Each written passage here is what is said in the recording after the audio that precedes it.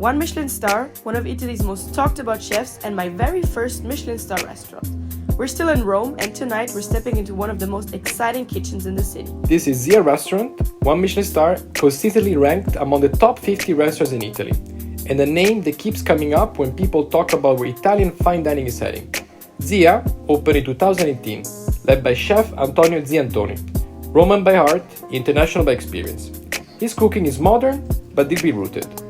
Nothing flashy, nothing forced, just a clear vision of flavor and balance. Tonight, we're here to see if it lives up to the expectation, and whether the first Michelin experience will be unforgettable. Let's find out. Di Cottarella, dosaggio 0, siamo nella parte nord della regione, 100% uve roscetto. The meal starts with a metodo classico dosaggio zero from Cottarella, so no added sugar, just precision and purity. It's crisp, very dry, with notes of green apple, citrus peel, and a subtle breadiness. It's super clean and super sharp. It's the kind of wine that immediately wakes up your palate, and that's exactly what it's paired with. Let's start with the Amuse-bouche. First, their take on mozzarella, made with goat milk, lighter, more aromatic, and slightly tangy. Then a pork belly, brined for 2 weeks and slowly smoked on the barbecue. Rich, smoky, but incredibly controlled. Pickles with mustard seeds add a crunch and acidity. And finally, melon marinated with amaro and mint. Fresh, bitter, and unexpected. This pairing is not about comfort. It's about getting you ready. The wine cuts through the fat, refreshes the mouth, and sets the tone. It tells you, stay sharp, there's a lot coming. Siamo adesso in Campania, in provincia di Pestum, con un'azienda molto piccola. The next wine comes from Campania Lapaggio 2024. Bright, lively, and expressive. You get citrus, white flower, a touch of herbs, and a really refreshing acidity. One small detail we noticed, the wine was poured without mentioning how many courses it will follow. The kind of communication that always adds to the guest experience. Allora signori, qui proseguiamo con l'ostrica, un'ostrica francese, la Fleur, che cresce a Marennes, siamo vicini a Bordeaux, ed è servita con un'insalata di scalogno e merbetti, oyster leaf figgin, e terminiamo con il latte di nocciola fatto da noi. Il consiglio è di tagliare tutti insieme gli elementi e di mangiarli poi con il cucchiaio.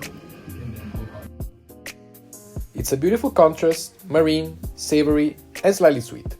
The wine lifts everything, keeps the oyster feeling clean, and ties together the umami from the beef tendon. Nothing dominates. It's delicate but layered. The kind of dish that slowly opens up as you eat.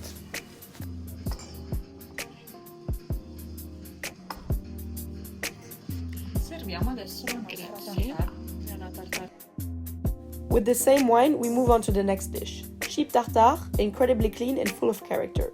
Pickled almonds, mixed berries, béarnaise sauce, and around it a soy milk taco, topped with a sauce made from the sheep's own cooking juice. Flavor-wise, this dish is really stunning. The wine's acidity keeps everything fresh, while its fruit notes mirror the berries and soften the richness of the lamb. The only thing we missed was texture. The sauce softened the taco too much, and that crunch got lost. Still, it's a powerful, memorable dish. For the bread service, it was nothing straight but amazing. Warm, crunchy, and really soft on the inside, a perfect sourdough bake. Another special part about this bread service was the butter. Finally in Italy I got some butter. Questo è il Boreas Delius dell'azienda Marco Gianni del 2022, è un assirti con purezza. Parliamo di un orange wine, quindi un vino con una lunga macerazione con la buccia, per circa 1 mese in questo caso, ed un prolungato affinamento poi con i feci fini. Next up, we have an orange wine made with Assyrtiko grapes, which is a grape originally from Greece. Structure slightly tannic with dried citrus, herbs, and savory finish. The next dish was a standout. Mackerel cured for a week, then grilled on the barbecue and finished with pesto. This is craftsmanship at its highest level. You get crunch from the grill, smokiness, and then this almost creamy richness from the fish itself. With the same wine, we move to a risotto, cooked and mantecato with buffalo mozzarella. Mantecatura means finishing the risotto off the heat, emulsifying it to get that smooth, flowing texture. On top, a dust of salted lemon and gentian flowers. The risotto itself was spot on, gentle, perfectly cooked, very elegant. The bitterness from the dust pushed a little too far and broke some of that È il softness. mano a mano dell'azienda Il Tagliato, siamo in Toscana, Alta Valle della Greve, un blend di Sangiovese e Foglia Tonda, un vitigno autoctono toscano appunto, 22 mesi di affinamento in barrique di rovere. Next glass is a Sangiovese from Tuscany, an amazing wine from 2020, paired with the next dish, lamb ravioli in brodo. The raviolis are served with a lamb juice made from the cooked meat. This is a perfect comfort meal done with precision. The wine adds warmth and roundness, echoing the sweetness of the lamb and deepening the sauce. Everything feels aligned, rich, calm, and satisfying. That for me is a perfect comfort meal, and it was, I think, my favorite dish from the whole experience. Per il prossimo piatto andiamo nelle Marche, Fattoria Nanni, forse abbastanza conosciuta per il verdicchio, ma questo è il suo Nena e Vincè, ed è un vino rosso realizzato con uve Montepulciano e Sangiovese con l'aggiunta di succo di visciole. While Eva enjoys her beautiful and tasty ravioli, I'll go in a different direction, and I have to say it was a hit.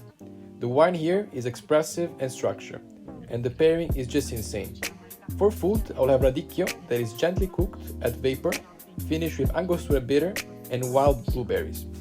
Bitterness, sweetness, spice, all perfectly balanced. Unexpected, bold, and incredibly memorable. And now on to the final savory course, where we're both going to go back to Eva's wine, which was Sangiovese. The next dish was amazing. It was deer meat cooked beautifully, tender, precise, and full of flavor. A wild berry sauce accompanied it, deer juice on the side, with also a barbecue skewers with beetroot, grapes, broccoli, and onion. This dish is all about technique, perfect cooking, deep flavors, and total control. A strong, confident, close to the savory part of the menu. And finally, onto the dessert. I got a tourbillon, which is almond cream, toasted hazelnut cream, and Madagascar vanilla on top. Smooth, comforting, and really elegant. Osvaldo on the side got a tiramisu, classic, balanced, and clean, because of course, gluten-free it had to be. And on to the final touch, one of the things I love most, of course, after Eva, zabaione gelato with warm marsala poured over it and finished with wild berry jam. Simple, precise, and incredibly satisfying. The perfect ending to a dinner that shows exactly why Zia stands where it does today. So it's been now how many weeks? 1.5 months? So Yeah, it's been a month. over It's a month. it's been a month since that experience. In Zia restaurant in Rome. I want to first hear what you think about your first experience in a Michelin-starred restaurant. Very good. It was a surprise. I didn't know. He took me there for my first Michelin-star experience, which was crazy, not going to lie. It was different for sure. You can feel the tiny details, the tiny differences. For me, my favorite dish, I said it already, was the ravioli. Because for me, these are the type of dishes that really highlight Italian cuisine perfectly. They're just so homey and it feels like it's a nonna in the kitchen doing it for you, and I really love that part. No, we didn't said this, but in the beginning we came 20 minutes late, so could be also from our side a mistake. But when we arrived, they welcomed us, of course, very warmly. They just pointed at the table, say, okay, go sit there.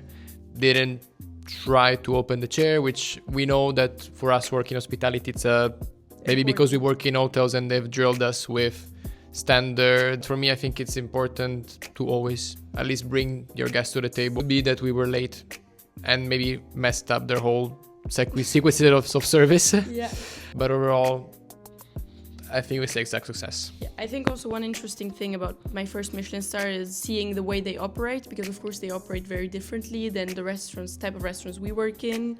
So I think it was also interesting to see the hierarchy there and how you work. Say that they still also, when I sent the email in the beginning to make the surprise for Eva, they were very quick with the reply. They replied even within less than 24 hours. Replied super quick with all my questions.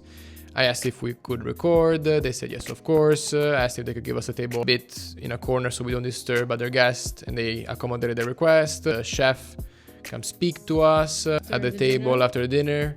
So it was a very nice touch that made the night feel even more special. They did gluten-free food. And gluten-free bread, and gluten-free, I mean, of course, if you pay. Yeah. Right. No, I know. But soon, new videos are gonna come out. Ah, okay. Sì. Ciao ciao.